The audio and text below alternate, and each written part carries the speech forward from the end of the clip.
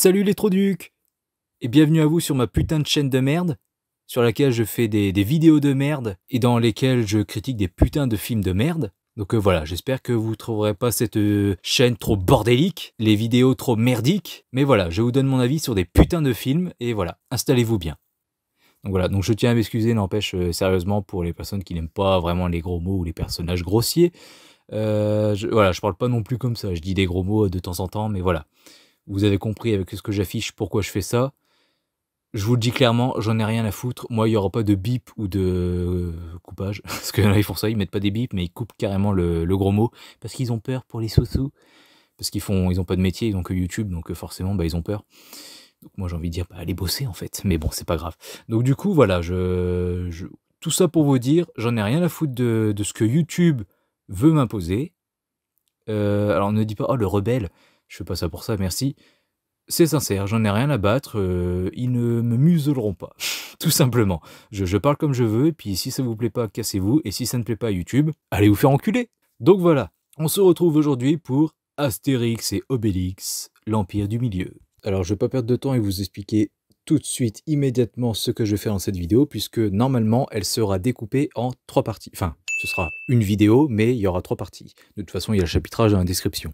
Première partie, je vous donne rapidement mon avis, j'ai pas pris beaucoup de notes, donc ça devrait aller vite. Ensuite, je couperai cette vidéo pour aller écouter tous les autres avis des gens sur YouTube. Enfin, après, il y aura cette deuxième partie, si j'ai des bons arguments.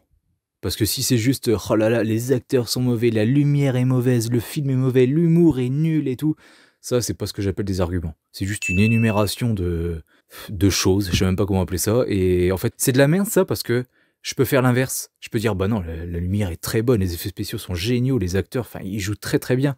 Vous voyez, c'est de la merde ça. Quand on donne pas d'exemple, c'est de la merde. Et ça, c'est ce qu'on s'apprend dès le collège avec les dissertes et les commentaires en français. Donc, si c'est que ça, bon, bah, il n'y aura pas de deuxième partie, je répondrai pas aux gens parce que ce sera juste subjectif. Bon, bah, ils disent que c'est de la merde, bah, moi, donc du coup, bah, vous l'avez deviné, moi, non. J'ai bien aimé ce film. Et enfin, pour terminer, un classement de tous les films Astérix. Les 10 dessins animés et films d'animation et les 5 films. Et donc voilà, donc pour donner mon avis là comme ça directement, rapidement, bah c'est un des meilleurs films Astérix. Après on peut dire aussi que c'était pas forcément très compliqué. Je reviendrai sur tous les films du coup en fin de vidéo, mais franchement pour la première fois, c'est peut-être aussi parce que je suis allé voir au cinéma, j'en sais rien, mais vraiment j'ai passé un bon moment, j'ai bien rigolé, alors que franchement j'avais envie de dire que je regarde pas vraiment les films Astérix pour l'humour, mais ouais j'ai vraiment plutôt apprécié et pourtant, je suis pas vraiment attaché à cette saga, donc ne croyez pas que je suis un fan aveugle qui aime tout ce qui est fait. On y reviendra en fin de vidéo encore une fois. Vraiment, moi, Astérix, j'en avais vu 2-3 avant de tous les voir là récemment, bah, il y a une semaine en gros, pour aller voir celui-ci. Je me suis dit c'est l'occasion, je vais tous me les faire. Et donc là c'est bon, je les ai tous vus. Donc non, je ne suis pas un grand fan qui a grandi avec ça toute sa vie, je ne sais quoi, qui n'a regardé que ça, non. Et donc voilà, je pense être pas mal objectif. Et non, bah, je trouve le film très sympa, très bien fait. Un peu comme Cléopâtre, hein, enfin Mission Cléopâtre de Chabat, vraiment, le niveau de l'humour déjà. Même si c'est pas totalement pareil, il y a des choses qui ressemblent un petit peu. Franchement, je comprends pas. Je tombe des nues vraiment en voyant les réactions qu'il y a sur YouTube, quoi. Vraiment, je ne comprends pas l'avis des gens. Donc j'ai hâte d'aller les écouter, parce que là, enfin, j'espère que j'aurai des arguments, quoi.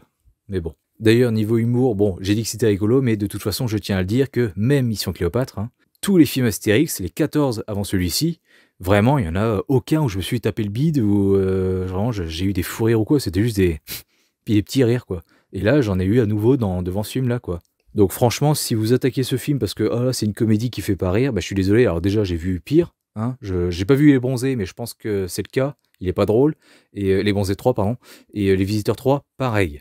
Déjà, rien que ces deux films, je sais qu'il y a autre chose, hein, mais rien que ces deux films déjà, ça, c'est des comédies qui font pas rire. Et donc, comme je disais, bon, moi, je regarde pas spécialement Astérix pour l'humour. Hein. Je regarde vraiment pour l'aventure, les personnages, et puis, enfin voilà. C'est sympa, c'est tout. Franchement, au niveau humour, ouais, il y a des bons gags, hein, mais ça me fait pas spécialement rire et tout, quoi. Donc, l'attaquer ce film-là parce qu'il est pas drôle, bah, je suis désolé, vous avez été très gentil avec les autres, alors parce que je les trouve pas spécialement drôles non plus, quoi. Y compris Mission Cléopâtre de Chabat, quoi. Vraiment, niveau humour, ces deux-là, je les mets ensemble, en fait. Mission Cléopâtre et l'Empire du Milieu, je les mets au même niveau. Parce que dans les deux films, il y a des blagues que j'ai trouvées sympas. Dans les deux films, il y a des références à des films, des pubs ou à ce que vous voulez. Il y a des blagues que je n'ai pas aimées, il y a des blagues faites avec le son, des gags visuels, de situations. Franchement, enfin c'est... Je suis désolé, mais moi je trouve ça aussi bien que Mission Cléopâtre, quoi. Donc voilà, hormis vous dire que bah, les acteurs, j'y reviendrai après, de toute façon je parlerai de tous les acteurs un par un, donc je parlerai des acteurs plus tard, mais vraiment niveau mise en scène, effets spéciaux, enfin tout ça est très très bien, les décors, les costumes, enfin c'est nickel. À la fin, t'as une putain de bataille à la Seigneur des Anneaux et tout, qui est pas vraiment spectaculaire, ça franchement, niveau action, je reste sur ma faim, mais en tout cas niveau effets spéciaux, figuration, j'allais dire figurant, mais niveau figuration, vraiment j'ai été servi, c'est très bien fait. Et à un moment, j'ai vu une image et tout sur des armées, je me suis dit putain, mais c'est un film français ça? Enfin, j'étais sur le cul, quoi. Donc pour moi, il a très bien géré son budget, les sous employés pour le film. Vraiment, tout est très bien, quoi. Niveau mise en scène, j'ai bien aimé l'apparition du titre. Il a trouvé le moyen en fait de mixer un gag ou de Obélix ou Astérix, je sais plus, qui envoie valser des Romains à 100 mètres du sol. Du coup, la caméra le suit et s'en va dans le ciel. Et là, hop, le titre s'affiche. Et ensuite, le Romain redescend, forcément, attiré par la gravité. Et la caméra redescend, le suivant et tout. Franchement, je trouve que c'était une bonne idée déjà. J'ai trouvé plutôt ironique et rigolo que le film débute sur une BD Astérix et Obélix, l'Empire du Milieu, alors qu'ils se sont vantés pour la promo que pour la première fois, c'était un film qui n'était pas basé sur une BD. Donc c'est le seul film, à ma connaissance, enfin il me semble, hein, j'ai peut-être oublié, hein, mais il me semble bien que les autres films ne commençaient pas sur une BD, et c'est le seul film qui n'est pas adapté d'une BD et qui commence sur une BD. J'ai trouvé ça rigolo. Et enfin, j'aimerais dire aussi que comme tous les films Astérix, les dessins animés aussi, mais c'est pas la même durée, les dessins animés c'est 1h10, 1h20 maxi, 25 pour le domaine des dieux, c'est vrai, et le secret de la potion magique. Et les films, généralement, ça gravite autour de 1h50. Comme tous les films et dessins animés, je l'ai trouvé un poil long, mais vraiment un tout petit peu. Tu sentais quand même les 1h50, on va dire, mais franchement, c'est celui que j'ai trouvé le moins long, en fait, on va dire. Alors bien sûr, vous allez me dire, quoi, moins long que Astérix le Gaulois et tout? Je vous parle vraiment parce qu'il fait 1h10, lui, je crois, même pas, 1h05. Voilà, il y a quand même 50 minutes de plus, évidemment que, bah non, objectivement, il est plus long. Mais je vous parle vraiment du ressenti, en fait. C'est peut-être lié au rythme, je ne sais pas, enfin, aux péripéties, ou parce que ça m'a intéressé, mais vraiment, je n'ai pas été autant saoulé, on va dire, pour employer des grands mots, j'ai pas été autant saoulé, désintéressé que les autres. Et voilà, quoi, enfin, le film se tient bien. Franchement, honnêtement, sincèrement, j'ai pas été payé, j'ai 370 abonnés, j'ai pas été payé, je pense que vous me croirez. Non, j'ai bien aimé. J'ai passé un bon moment, donc moi je vous conseille de voir Astérix et Obélix, l'Empire du Milieu. C'était vraiment très bien. Bon, en ce qui concerne les acteurs, j'en ai noté une vingtaine en gros, donc je vais revenir sur toutes les personnes sur lesquelles j'ai quelque chose à dire. Pour commencer, Guillaume Canet, il est pas trop mal. Après, pour moi, je tiens à le dire, un Clavier, Cornillac, Canet, pour moi, il y en a aucun, enfin, qui vraiment m'a donné l'impression de voir Astérix en vrai. Je suis désolé, à la limite, peut-être Clavier dans Cléopâtre, un petit peu. Mais franchement, j'ai toujours été déçu par les interprétations. Et même moi qui viens de me faire l'intégrale là en moins d'une semaine, c'est peut-être pour ça aussi, mais j'ai l'impression que du coup Enfin je sais pas, moi j'ai juste vu une fois, pour la grande majorité, et j'ai l'impression que je pourrais faire une meilleure interprétation de Astérix ou Obélix. Alors on dira que c'est mal joué ou je sais pas quoi, parce qu'en fait je ferais exactement comme les dessins animés, donc ça devrait pas passer en prise de vue réelle. On dirait que c'est mauvais ou je ne sais quoi. Mais en tout cas, je saurais imiter parfaitement Astérix et Obélix, quoi. Donc voilà, pas mal déçu par Astérix, mais globalement dans tous les films, mais bon, ça va, il s'en sort plutôt bien, sauf quand il s'énerve. Là, c'est purement mauvais. Ce n'est pas du tout Astérix. Même Clavier est meilleur. Donc non, ça passe en fait pour lui. Vincent Cassel, pareil, j'ai pas grand chose à dire. Bien meilleur que Lucchini.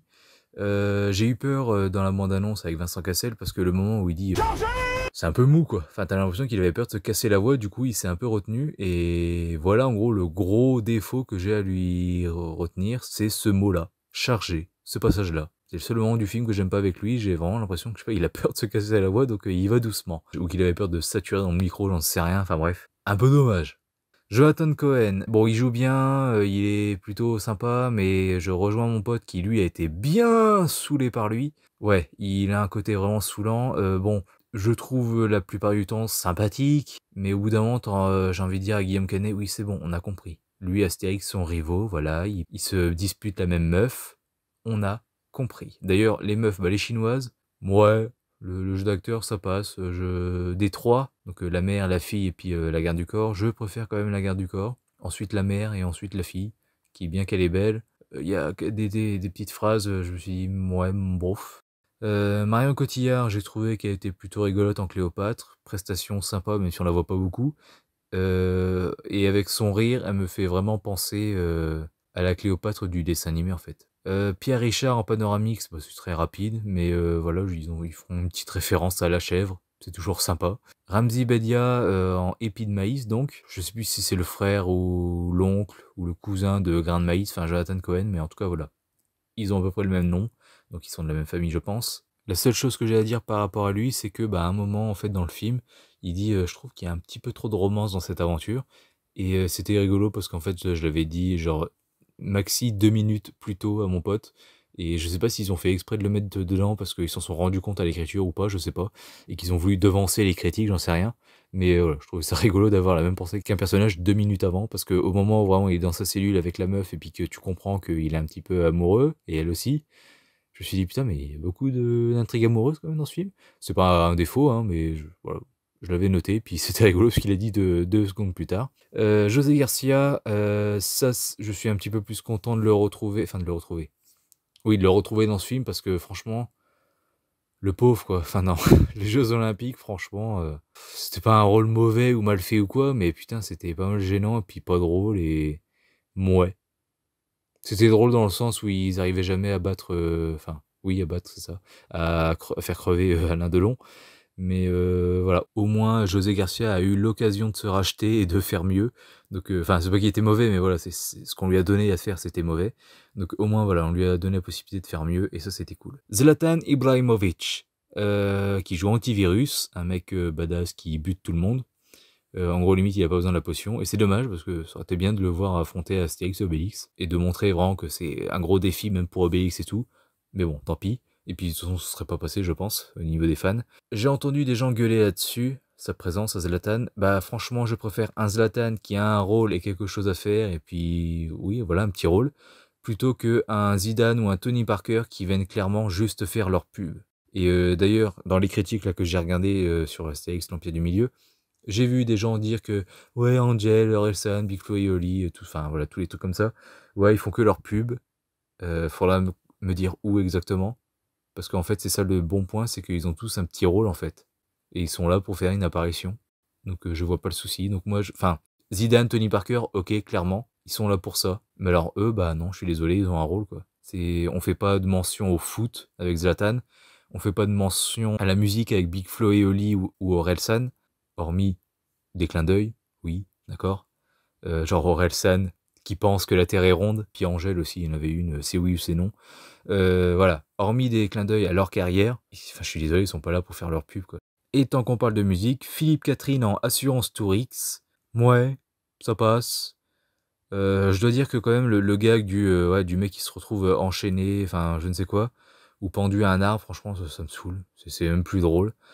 Et pour moi, le meilleur Assurance Tourix, ce n'est pas lui, ce n'est pas Pierre Palmade du premier. Oui, désolé, c'est Franck Dubosc qui vraiment l'incarnait à la perfection, je trouve. C'est l'un des seuls bons points, voire le seul bon point, je ne sais pas, que je trouve aux Jeux Olympiques, c'est vraiment Franck Dubosc. Je sais que normalement, c'est de notoriété publique de se foutre de la gueule de ces humoristes qui viennent de One Man Show, qui viennent dans les films. Donc lui, Elise Moon et plein d'autres que j'oublie. Mais franchement, je l'ai vraiment apprécié dans ce rôle-là. Enfin, le moment où Francis Lalanix lui dit j'adore ce que vous faites, et puis lui il répond ah oui, moi aussi je m'adore. Voilà. Enfin, c'est totalement le personnage, vraiment, j'ai adoré son interprétation, puis son côté un peu concon et tout. J'ai vraiment adoré l'interprétation du boss pour Assurance Tourix. Pour moi, c'est le meilleur. En parlant de d'autres meilleurs, attends, je fais pas exprès, mais là, c'est des bonnes transitions depuis tout à l'heure. Jérôme Commandeur dans Abra à Coursix, rien que pour la gueule, pour moi, c'est le meilleur. Mon pote préfère Michel Galabru du premier film, de toute façon il préfère le premier film. Mais moi non, j'avais trouvé un peu endormi et tout, et il était sympa, hein, j'aime bien cet acteur de toute façon, donc il part déjà gagnant. Mais non, je préfère Jérôme Commandeur, rien que pour la tête, c'est totalement lui. Bon, on l'a pas beaucoup vu, hein, ça c'est sûr, mais j'ai trouvé sympathique. Sa femme, Audrey Lamy, encore une bonne transition, bonne mine. Alors moi, depuis Astérix et les Vikings, je crois, enfin les deux fois où elle est doublée en fait par Florence Foresti, je l'avais pas du tout reconnue, mais franchement, j'ai adoré son personnage dans ces films-là, dans les films où elle est doublée par Florence Foresti. J'ai adoré comment elle était et tout, et elle se détachait bien en fait, parce que dans les films d'avant, elle est plutôt absente. Et là, je les ai beaucoup aimés dans ces dessins animés là. Là, bon bah c'est Audrey Lamy, bon elle le fait bien, elle gueule, comme d'hab. Je crois qu'il n'y a pas un film où elle gueule pas, cette meuf. Mais voilà, elle le fait bien. Voilà. Angèle. Donc je suis comme vous, je la déteste moi aussi. Dans le rôle de Falbala, j'ai trouvé ça rigolo, parce qu'elle veut éduquer les mecs dans Balance ton quoi. Et j'ai trouvé ça rigolo qu'elle joue à la fin le rôle d'une meuf qui supplie un mec de toujours l'aimer. Voilà, elle supporte pas, en gros c'est une meuf toxique, hein. Elle ne supporte pas de n'être plus regardée. Et du coup, ben voilà, elle pleurniche auprès, comme Nadia dans Titeuf, hein. Elle pleurniche auprès du héros parce que, oh là là, tu m'aimes plus, tu me regardes plus, mais dis donc, comment ça se fait, comment oses-tu? En même temps, tu préfères quoi? Et donc ça, j'ai trouvé ça bien, parce que franchement, il y a pas mal de trucs dans ce film où ils se foutent de la gueule des bien-pensants d'aujourd'hui, c'est vraiment pas mal. Genre les véganes, Astérix commence à être vegan, puis à la fin, ouais non, c'est quand même bien la viande, hein. Les féministes qui ramènent leur poire et tout à faire leur sauce féministe, qu'on connaît tous, et qui sont dégagés d'un revers de main comme ça. Oui, d'accord, allez, ta gueule, dégage. Donc c'était rigolo. Et donc elle, avec elle aussi, j'ai l'impression que c'est fait exprès, quoi. C'est, ah tiens, t'as fait balance ton quoi? Bah tiens, on va te donner le rôle d'une connasse. Bon, au moins, elle a joué le jeu, jusqu'au bout. Après, est-ce qu'elle s'en est rendu compte? Je ne sais pas, mais bon, voilà. Big Flo et Oli sont très absents. Ils sont là une scène pour échanger 2-3 répliques avec Gad Elmaleh, n'importe quoi. Ramzy Bedia et Jonathan Cohen dans leur marché, là, bizarre. Ils sont là clairement pour se faire taper, donc j'ai apprécié. Voilà. Et on les voit 2 secondes vite fait à la fin, donc c'est cool. Enfin, c'est cool, parce que voilà, on les voit très peu. Orelsan, qui a un vrai petit rôle, hein, Titanic, le mec qui pilote. J'ai oublié, comment on dit pour un bateau? C'est pas piloter, il y a un autre mot, mais il me vient pas depuis tout à l'heure, là. Mais bon, voilà, donc il pilote le bateau qui les amène jusqu'en Chine. Et voilà, c'est un petit rôle sympa, il est là, et puis au revoir. Donc c'est plutôt rapide. McFly et Carlito, alors eux, pour le coup, ouais, c'est les plus absents, on va dire. Pire que Big Flo et Oli. Tu les vois une fois, ils disent 2-3 choses. Encore moins que Big Flo et Oli. Et dans une autre scène, tu les vois en figurant. Ok, très bien. Et enfin, je finis sur le meilleur. Bon, il y en a d'autres, hein, évidemment. Mais je finis sur le meilleur, Gilles Lelouch. Beaucoup l'ont dit, mais ouais, Gilles Lelouch est vraiment très bon. Bon, moi déjà, c'est pas que j'étais pas fan, en fait, de Obélix joué par Depardieu. Il est très bon, et j'adore cet acteur de toute façon. Mais j'ai pas retrouvé le Obélix des dessins animés. C'est ça qui m'a déçu. Enfin, je l'ai trouvé trop intelligent, en fait. Et là, je retrouve un peu le Obélix enfantin. Bah d'ailleurs, il y a un petit retour en arrière dans le film, on voit Astérix et Obélix enfant. Et donc ouais, là dans ce film, j'ai vraiment retrouvé le Obélix enfantin, un peu bébête, enfin, comme un enfant quoi, pas très intelligent, pas très fut-fut, et tout mignon quoi. Donc ouais, franchement, le Gilles Lelouch, alors déjà en plus c'est rigolo, parce que la première fois que j'ai vu la bande-annonce, je me suis dit, ah putain, ils ont repris Depardieu et tout. Il me semblait qu'il avait arrêté. Bah ouais. Il a arrêté, effectivement. Voilà, j'ai confondu Gilles Lelouch et Obélix et Depardieu. Donc, et c'est après en voyant Gilles Lelouch que j'ai tiqué. Je me suis dit, attends, c'est pas Depardieu? Bah non. Et donc voilà, franchement, Gilles Lelouch, le meilleur point de ce film. Franchement, il y a rien qui le dépasse en termes de qualité. C'est le meilleur point du film. Et pour certains, le seul bon point. Donc voilà pour ce qui était des acteurs. Maintenant, je vais passer au classement de tous les films. Alors, en revanche, ce ne sera pas un top 15 pour les 10 films pour les 10 films d'animation et dessins animés et les 5 films. Ce sera un top 13 parce qu'il y a des égalités en fait. J'ai pas réussi à me décider. Donc, voilà, il y en aura 13 et pas 15. En numéro 13, ça change rien, il est toujours dernier. Est-ce qu'il y a vraiment du suspense? Astérix aux Jeux Olympiques? Bon, j'ai envie de dire oui, peut-être qu'il y a du suspense pour vous parce que selon un pote là avec qui je suis allé voir le film, ben apparemment les gens sont en train de se dire eh ben en fait c'était pas si mal. Eh ben putain. Eh ben putain. Ok. Parce que moi pour le coup je l'ai revu. Je l'ai vu. J'ai découvert là il y a moins d'une semaine. Donc je l'ai vraiment vu il y a pas longtemps. Non. Franchement, c'est chiant. C'est pas drôle. Je suis presque sûr de ne pas avoir rigolé une seule fois. Enfin si oui avec Franck Dubosc au pire. Peut-être. Mais j'ai pas du tout le souvenir d'un autre gag rigolo. Comme j'ai dit, Franck Dubosc est bon dans le rôle. Le pauvre José Garcia, comme j'ai dit aussi tout à l'heure. J'ai trouvé que vraiment, il y a pas mal de choses vraiment mauvaises. Je sais même pas si est-ce que j'ai pris des notes, je sais même pas si j'ai noté des choses, mais très vite, je me suis mis, on va dire pour la deuxième heure du film, allez, j'étais sur mon portable, hein, je traînais sur Vinted, je jouais au solitaire, je sais, désolé, j'ai pas fait le mec sérieux, mais franchement, le film avait qu'à être meilleur, quoi. Bon, déjà, incohérence, Panoramix, dans Mission Cléopâtre, dit non à Jamel Debbouze pour donner de la potion aux Égyptiens, et là, dans ce film, bah, ils en donnent aux Romains. il dit « Ah ouais, bonne idée Obélix ». D'ailleurs, soit dit en passant, à part l'acteur du Mission Cléopâtre, je n'ai aimé aucun Panoramix en prise de vue réelle, donc voilà. C'est même limite pire qu'Astérix, et c'est pire qu'Astérix d'ailleurs, je trouve. Donc voilà, pour la petite incohérence. Niveau réalisation, j'ai trouvé que c'était surexposé et que c'était moche, ça te pétait les yeux, et c'était encore plus coloré que le Justice League de 2017. C'est dégueulasse. Alors franchement, quand j'ai remarqué ça pour la première fois, je me suis dit « Ah, c'est peut-être parce que voilà, c'est la demeure de César, c'est pour montrer que tout est bien blanc et tout, que ça pète, ça brille, c'est magnifique, c'est beau, c'est propre. » Mais non, parce que juste 2 secondes après, enfin dans la scène d'après, il y a la même chose avec le ciel des Gaulois. Et ça te pète les yeux, c'est dégueulasse, c'est désagréable. Vraiment, c'est dégueulasse. Et c'est dommage parce que il y a des bons effets spéciaux dans ce film. Pas pour les décors, parfois ça se voit et c'est moche. Je parle vraiment des bagarres en fait, quand ils donnent des coups de poing, quand ils se mettent à courir, et aussi quand ils prennent la potion, il me semblait que c'était bien sympa si je confonds pas d'un film à l'autre. Le village gaulois est propre, mais trop du coup. Ça sent vraiment le faux, enfin c'est magnifique, hein, c'est propre, hein, vraiment. Mais c'est faux, ça semble faux.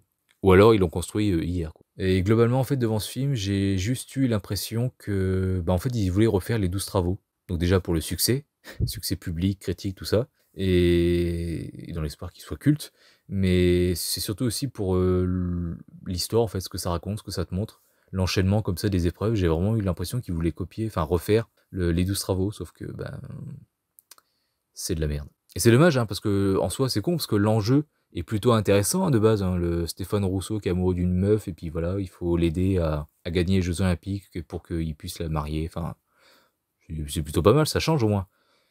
Mais non, c'est nul, tu t'en fous, donc voilà. Voilà. Et pourtant, je partais avec aucun a priori. Hein. Je me suis pas dit, tout le monde le déteste, donc c'est de la merde. J'avais vraiment hâte de le voir en mode, bon allez, est-ce que je vais aimer ou pas? Non, c'est juste pas possible. Parlons maintenant un peu plus en profondeur de Astérix, joué par Clovis Cornillac. Déjà d'une, il est trop jeune, mais j'ai trouvé qu'il essayait de copier la façon de parler et de se comporter d'Astérix dans les dessins animés. Et ça, c'est un bon point, et ça fait que sa prestation n'est pas totalement achetée.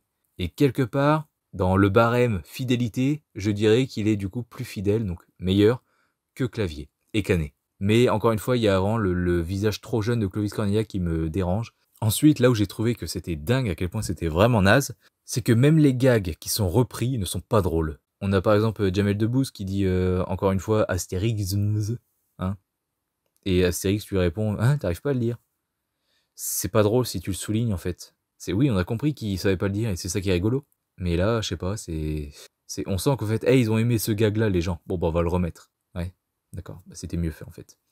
En plus d'ailleurs, j'ai pas compris. Ensuite, t'as Jamel qui dit à Astérix tiens, je te trouve plus beau, t'as changé un truc ou je sais pas. Donc il y a une blague évidente par rapport au fait que c'est pas le même acteur. Mais c'est une blague entre potes, genre ils se sont dit vas-y, avec en clavier, mon pote va voir ça, il va rigoler. Il va se dire oh les bâtards. Ou alors est-ce que c'est vraiment un tacle? Genre ils se détestent dans la vraie vie, j'en sais rien, mais je trouve ça un peu bizarre quoi. De voir une espèce de blague comme ça, ou enfin je sais pas, c'est comme si vous voyez un pote mal parler à sa mère et puis ouais, vous savez pas qu'ils ont cette complicité quoi. Enfin ce sera un peu choquant, puis tu diras ah ouais quand même.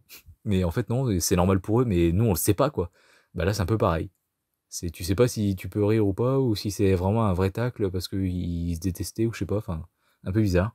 Ensuite bon, Zidane et Parker qui viennent faire leur pub, bon je l'ai déjà dit. Mais bon, si je peux trouver au moins un petit point comme ça, c'est que au moins ils l'ont fait dans Astérix aux Jeux Olympiques, là où il y a du sport. Donc au moins, voilà, qu'il y ait 2 sportifs qui viennent, bon faire leur pub, j'ai pas apprécié, mais qu'il y ait 2 sportifs, pourquoi pas. Et c'est con, parce que du coup, ça aurait pu être des joueurs ou je ne sais quoi, enfin avoir des vrais rôles, comme dans l'Empire du Milieu. Mais non, c'est juste gratuit pour faire leur pub. Et enfin, à la fin, quand ils ont gagné les Jeux Olympiques, Astérix qui demande à Obélix « C'était pas mal ces Jeux Olympiques, hein ?» Et moi, devant ma télé... Non. Et ensuite, la fin rallonge vraiment qui ne se termine jamais. Déjà qu'avec les sportifs et tout, c'était long. Mais ensuite, t'as une dernière scène, donc les sportifs Parker et Zidane, c'était long, pas drôle, chiant, voilà, et j'ai pas apprécié qu'ils viennent faire leur pub.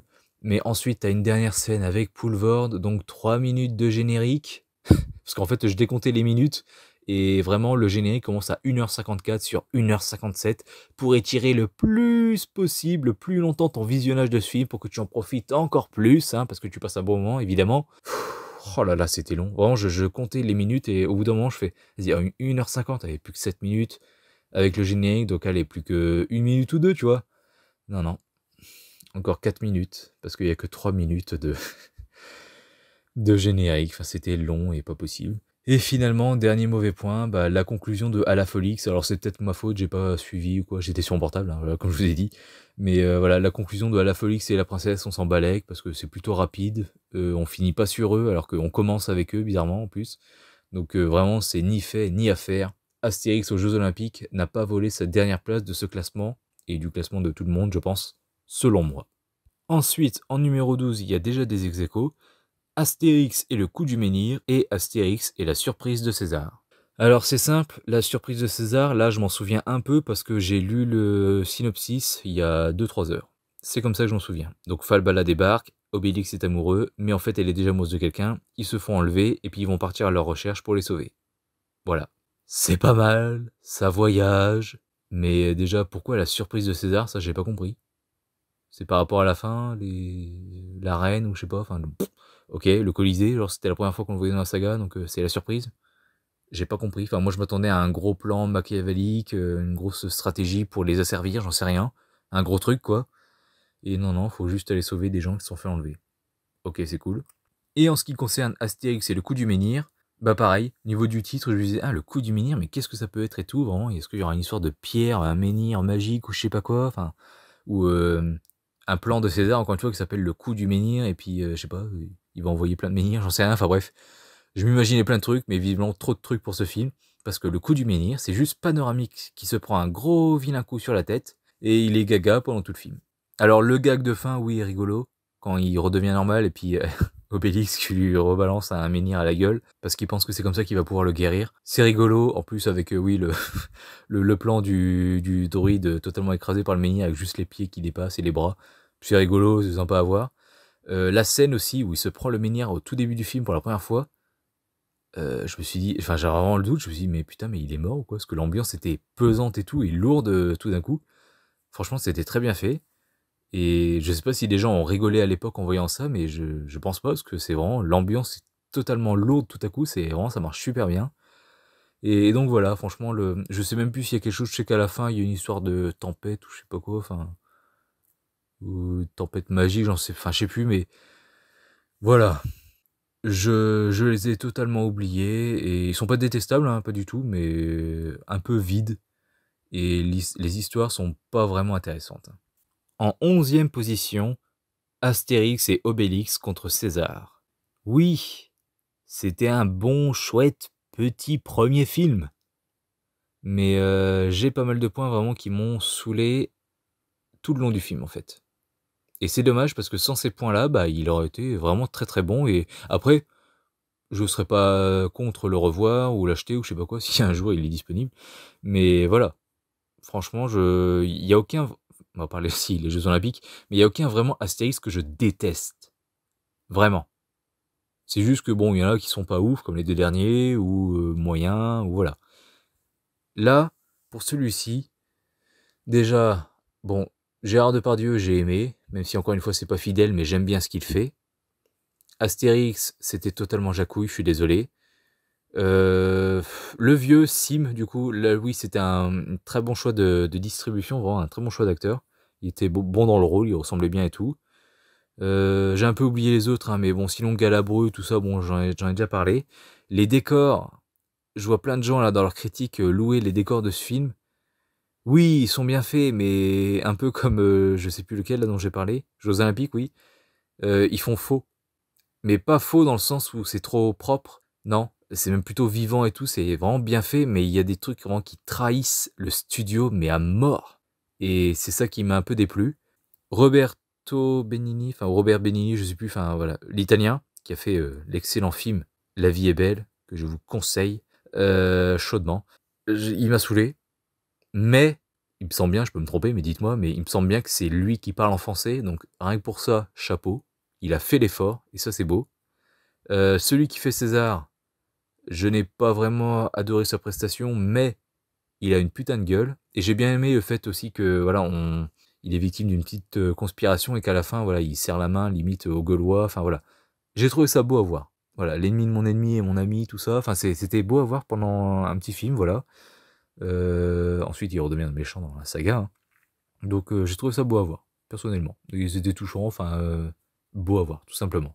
Et j'ai pas mal apprécié sinon la fin avec Astérix qui a plein de d'épreuves en fait à faire, qui a beaucoup déplu à certains que je peux comprendre parce que tout à coup on n'est plus dans un ton Astérix ou Obélix.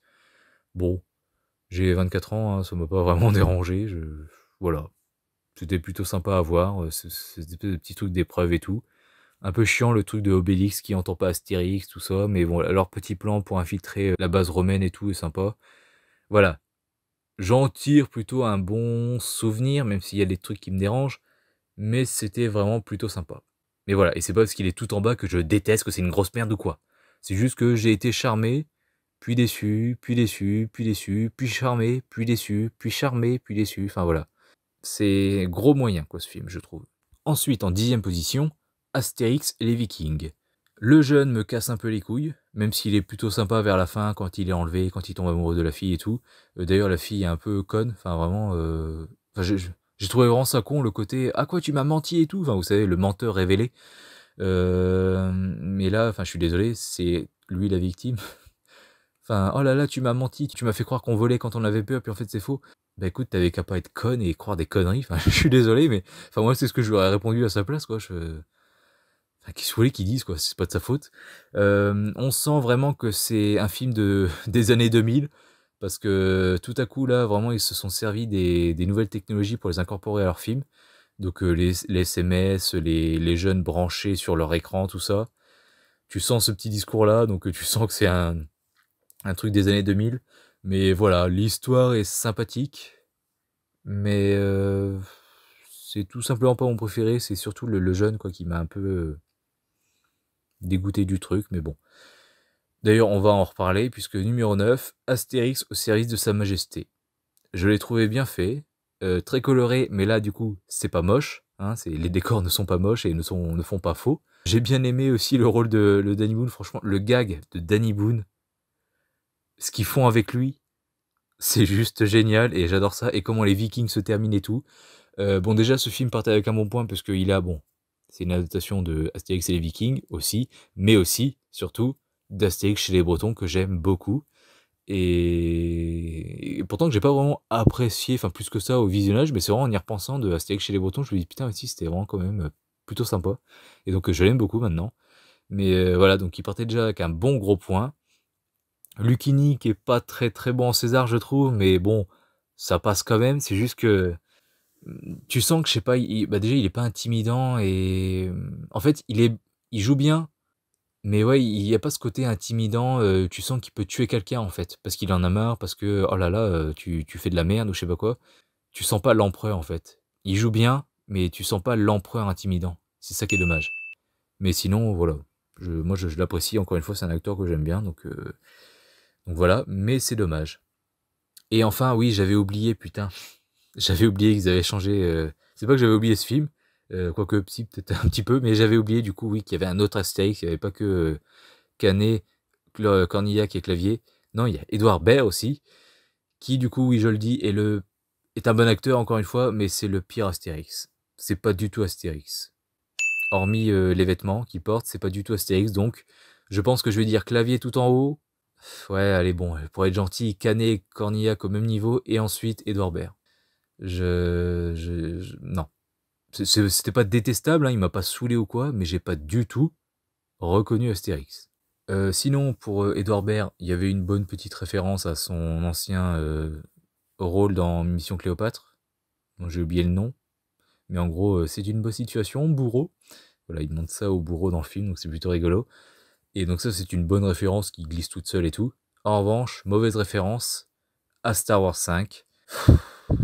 Gratuite et tout. Bon, j'aime bien, en fait, même si ça me fait pas rire, j'ai bien aimé le jeu de Lucchini qui dit juste après, parce qu'en fait, il dit je suis ton père à Astérix, comme ça, de manière gratuite. J'aime bien le jeu de Lucchini juste après qui dit ah, t'y as cru, hein. Ah, j'ai vu quand même un petit peu dans ton regard, ah, t'y as cru, hein. J'aime bien, ça me fait pas rire, mais j'aime bien comment il le joue et tout, c'est sympa, mais vraiment, la référence qui tombe comme ça, enfin, c'est nul à chier, c'est du niveau, je le dis, je pèse mes mots, c'est du niveau des nouvelles aventures d'Aladin avec Kev Adams où t'as exactement le même gag. Paul Rouve qui dit à Kev Adams je suis ton père. Enfin, à Kev Adams, je crois, pas sûr, mais voilà, il le dit. Donc voilà. Encore, une fois, bah, un truc que j'ai pas vraiment apprécié au niveau d'un acteur, le mec des Beaux Gosses, un des jeunes, du film Les Beaux Gosses que j'aime beaucoup et que j'aime beaucoup dans ce film.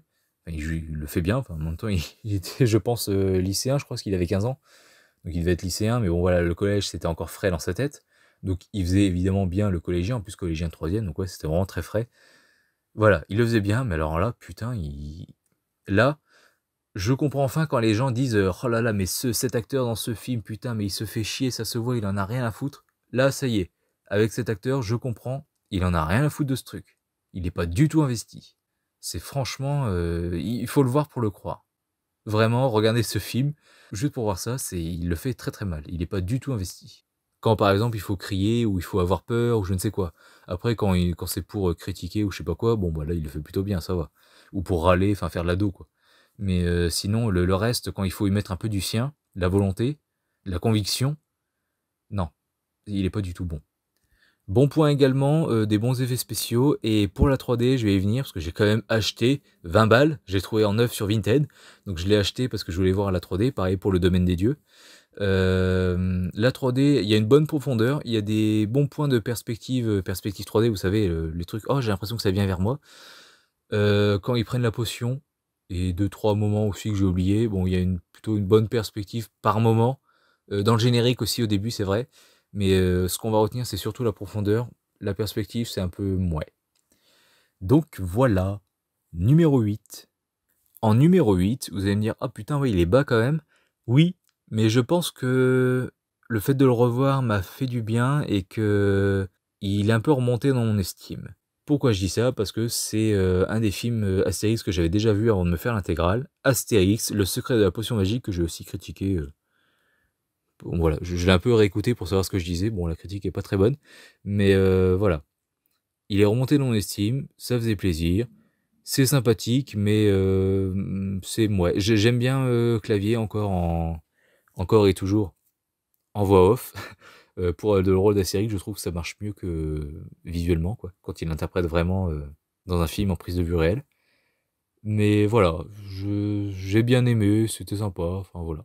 Ça passe vite. Et puis oui, voilà, c'était une bonne surprise dans le sens où il est remonté un petit peu plus dans mon estime. Numéro 7, Astérix le Gaulois. J'ai trouvé bien mignon, je trouvais l'animation plutôt bonne, mais en fait, c'était juste avant de me dire qu'en fait, il est sorti en 68 et en 67, tu as eu Le Livre de la Jungle, qui est magnifique. OK, c'est pas le même studio, c'est pas le même budget ça certainement, mais voilà, quand même. On savait faire ça déjà à l'époque, donc voilà, pour comparer déjà c'est bien.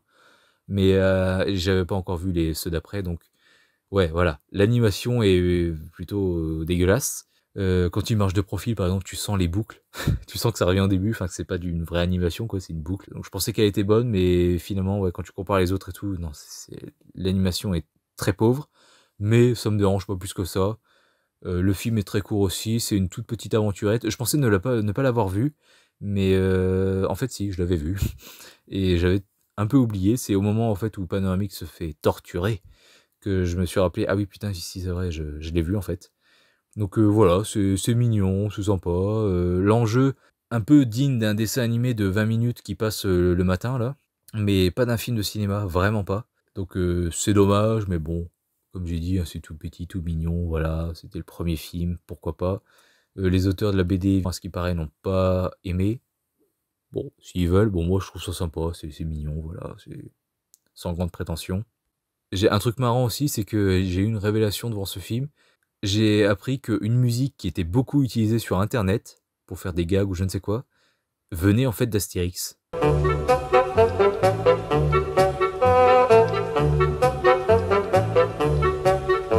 Donc voilà, petite surprise, cette chanson, enfin cette musique vient d'Astérix. D'accord, je ne savais pas. Et aussi surprise parce que voilà, je les avais vus lui, ses 2 premières suites, il y a 10 ans, minimum. J'ai été surpris d'entendre une voix off, je m'y attendais pas et qui bien sûr est revenue dans les films d'après, hein. Pas pour tous, mais pour, beaucoup. Voilà, je trouvais ça très enfantin, mais voilà, encore une fois mignon, mais j'ai été surpris, du coup je m'y attendais pas. Voilà. Numéro 6. J'ai choisi de mettre Astérix et Cléopâtre, qui était meilleur dans mes souvenirs, qui n'est pas, pourri, mais vraiment j'en avais un meilleur souvenir et notamment Cléopâtre, franchement, Alors il est bien meilleur que le premier évidemment vu qu'il est au-dessus, mais voilà, je l'avais trouvé moins bon que le premier. Et vraiment Cléopâtre m'a cassé les couilles avec sa voix. Elle était usante. Et la scène du bain par exemple avec ce chant là est dégueulasse. Je n'ai Elle m'a saoulé. Et d'ailleurs plutôt globalement, enfin vraiment, dans la plupart des films, à partir du moment où les persos chantent, ça me saoule. Bon, oui, Obélix qui chante «Quand l'appétit va, tout va». Ça rentre dans la tête, c'est un peu chiant, mais bon, ça va, ça reste meilleur que ça. Mais j'ai bien aimé la musique de «À mon beau-fils».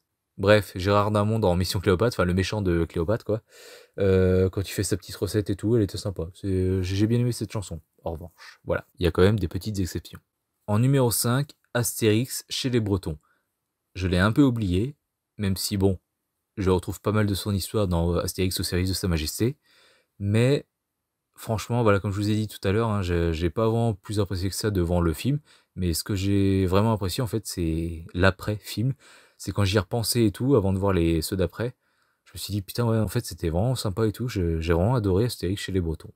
Et j'ai pas grand chose à dire dessus, désolé. Numéro 4. Astérix et les Indiens. Encore une fois, j'ai pas grand chose à dire dessus. J'ai pas mal oublié la partie avec les Indiens, justement. Je sais que ça prend pas mal de temps, genre ça prend une demi-heure avant qu'ils y aillent. Enfin, en tout cas, qu'ils les rencontrent. Il y a encore le coup classique des Indiens qui sont d'abord hostiles, et puis après, voilà, ils font un Miami, je sais pas quoi, voilà, voilà. Mais sinon, ce que j'ai surtout adoré dans ce film, c'est que les Romains, et dans un autre film que j'ai oublié, mais les Romains gagnent. Ils arrivent à faire des choses, quoi. Parce que c'est bien sympa, hein, le gag de Obélix et Astérix qui rentrent dans le tas pour leur casser la gueule à tous. Mais franchement, le gag s'épuise très rapidement et au bout d'un moment, ouais, t'as compris, ça te fait plus rire et tu t'en fous en fait des Romains. C'est plus du tout une menace que tu prends au sérieux et tu sais juste que peu importe ce qu'ils vont faire, bah voilà, ils vont perdre et tu le sais. Ce qui fait que bah y a plus d'enjeu en fait. Tu t'en fous, tu sais qu'ils vont y arriver. Mais là, dans Les Indiens et dans un autre film, franchement, les Romains, respect quoi. C'est des méchants et tout, ils arrivent à faire des choses. Bien sûr, ils se font toujours casser la gueule, ça ok. Mais c'est bien aussi que de temps en temps, ils arrivent à niquer les Gaulois, quoi. Et donc là, c'est une des premières fois que ça arrivait dans la saga, donc j'ai beaucoup apprécié. Et numéro 3, le dernier ex aequo, Astérix et Obélix, Mission Cléopâtre, et Astérix et Obélix, l'Empire du Milieu. Parce que en fait, vous allez me dire, mais c'est pas du tout le même film et tout, enfin en fait, il fait la même chose mais en nul. Bah écoutez, j'ai pas trouvé. Pour moi, j'arrive pas à les départager, enfin je trouve les deux aussi bien. Mission Cléopâtre a évidemment plus de gueule vu qu'ils voyagent vraiment Bon, c'est pas en Égypte apparemment, ils ont tourné au Maroc, mais voilà. T'es vraiment dépaysé, il y a des putains de grands décors. Là où l'Empire du Milieu, t'as des bons décors aussi, mais c'est plutôt petit, restreint et tout. Mais ils sont bien faits au moins. C'est le minimum qu'on demande. Mais voilà, j'ai pas été autant dépaysé. Donc ouais, c'est sûr, Mission Cléopâtre a plus de gueule. A plus de gags qui m'ont fait rire, mais franchement, je les aime autant. Voilà, je suis désolé. Parce qu'ils font la même chose en fait, je suis désolé. Mais voilà, je les aime autant, désolé. Numéro 2, Astérix, le domaine des dieux. Donc que j'ai acheté encore une fois pour le voir. La 3D est... Non, ne l'achetez pas en 3D. J'ai été très déçu, mais bon, au moins j'ai ce très beau coffret, donc c'est cool. Mais non, la 3D, achetez-le en Blu-ray, c'est suffisant. L'animation est belle. J'ai aimé le film. Les Romains qui, encore une fois, arrivent à leur fin. Le côté, voilà, ils ne touchent pas aux civils, ils ne font pas du mal aux civils, les Gaulois, donc ça c'est cool. La petite famille romaine qui est sympa, voilà, qui permet de montrer que c'est pas tous des salauds et que finalement, bah, dans l'histoire, les salauds, ce sont toujours ces putains de politiciens de merde qui nous gouvernent, peu importe l'époque, peu importe si ce sont des rois, des empereurs ou des putains de présidents à la con. Donc, ça me fait plaisir. Ça me fait plaisir de montrer que dans tout ça, bah, le peuple ne fait que vivre et n'y est pour rien. Pour les pays qui se sont fait assiéger, bombarder, coloniser, ils n'y sont pour rien. C'était juste bah, leur façon de vivre et puis on leur imposait aussi, hein, c'était comme ça, c'était la norme donc qu'on leur imposait. Tout ça pour des questions économiques ou je ne sais quoi. Donc voilà, j'ai aimé, je pars loin, je sais, mais j'ai aimé voir ça, voilà, le fait qu'on montre tout simplement pour ça, pour tout ce que je viens de citer, qu'on montre des civils gentils, mignons, agréables, et en plus tous, hein, globalement. Et en soi, on pourrait me dire aussi, bah, les soldats n'y sont pour rien, évidemment, ils sont aux ordres des empereurs, présidents, etc., bien sûr, mais ça reste des chiens de garde qui obéissent à ce qu'on leur dit, en fait. Donc c'est pour ça que j'en ai un peu rien à foutre qui s'en prennent plein la gueule. Mais les civils, j'ai adoré voir ça. Et encore une fois, comme pour les Bretons et les autres que j'aime, j'ai pas passé un ultra super bon, hyper giga bon moment. Mais c'est après, en y repensant, je me suis dit, bah si, en fait, c'était vraiment, enfin, vraiment génial, hein, vous voyez, les deuxièmes. Et oui, j'ai juste adoré, quoi, en fait. Et donc, en numéro un, vous l'avez deviné, hein, si vous êtes un grand fan et que vous savez qu'il manquait à l'appel, les 12 travaux d'Astérix. Je n'invente rien, je sais, je pense que de toute façon, le top 3 de la plupart des gens, c'est les 12 travaux, Mission Cléopâtre et Cléopâtre, le dessin animé. Peut-être pas dans cet ordre, mais au moins ces trois-là, c'est clair. Voilà. 90% des gens, leur top 3, c'est ça, c'est sûr. Mais n'hésitez pas à me donner l'autre, hein, si je me trompe. Mais voilà, les 12 travaux d'Astérix, bah, donc je l'avais déjà vu. Il est très drôle, j'ai adoré. Et puis, bon, j'ai senti un peu vers la fin qu'ils avaient du mal à trouver de nouvelles épreuves très intéressantes et divertissantes, enfin créatives, inventives, mais des bonnes idées tout simplement. Surtout qu'en plus, bah, il n'est pas adapté d'une BD, donc il fallait vraiment tout inventer pour ce film. Mais franchement, voilà, ils se sont plutôt bien débrouillés. Il y a des passages vraiment très bons, notamment bien sûr La Maison de Fou. Voilà, qui, quand on est adulte en France, bah on compatit, forcément, hein. Donc voilà, c'était très drôle, j'ai vraiment adoré ce visionnage et tout, c'était très cool et c'est le numéro un de ce classement. Voilà. Donc pour faire un petit bilan, c'était vraiment j'ai bien aimé faire cette intégrale et pourtant j'y allais vraiment à reculons. J'en ai acheté pas beaucoup parce que globalement j'ai pu tous les trouver sur le YouTube russe, je crois, ok.ru. J'ai pu ouais, en télécharger pas mal. Mais du coup, bah, les Vikings, bah, j'ai dû l'acheter en revanche. D'ailleurs, voici ce magnifique Blu-ray, les Vikings, que j'ai bah, renvoyé à Amazon parce que je sais pas si vous aussi ça fait ça. Mais clairement, bah, j'ai dû aussi le regarder bah, sur ok.ru parce que en fait, je l'ai trouvé. Donc je l'avais acheté un peu pour rien de toute façon. Et voilà le bruit que faisait le disque dans mon lecteur.